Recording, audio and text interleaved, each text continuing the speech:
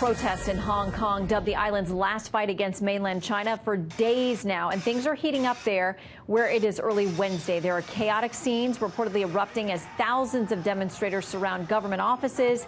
They're protesting against a proposed extradition bill that would allow people to be sent to China for trial. We've got FBN's Connell McShane near the standoff. It's been a little tough with the live view, but he's joining us now. Connell, what can you tell us?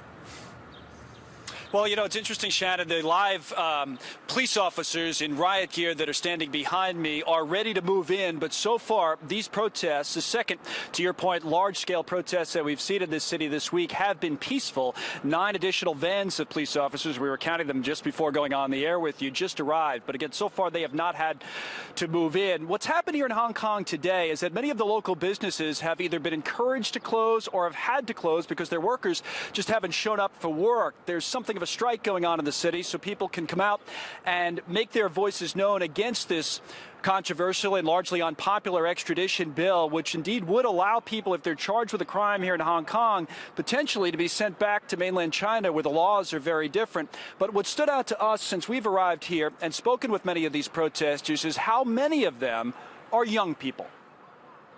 We are here to save our future today, and we are hoping to save our Hong Kong. We don't have freedom in China, but Hong Kong is not like China, so we are making the big difference today.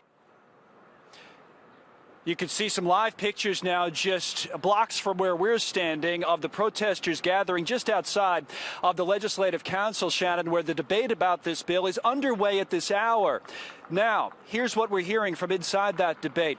Even with all the opposition from the United States government, from the people here in Hong Kong, this extradition bill is largely expected to pass. In fact, it's been fast-tracked. A bill like this might take weeks or maybe months on a normal day or normal set of debates to get passed. They expect this bill to pass as soon as next week. So we'll continue to follow it. As you heard from those protesters we spoke to, many of them are very concerned that this business-friendly city of Hong Kong may be changed and not for the better. Back to you in New York, or in Washington, I should say. Yeah, and Connell, let me ask you, can you tell us a little bit more about the origins of how this whole thing got sparked and where we ended up with these enormous crowds taking to the streets now multiple days in a row?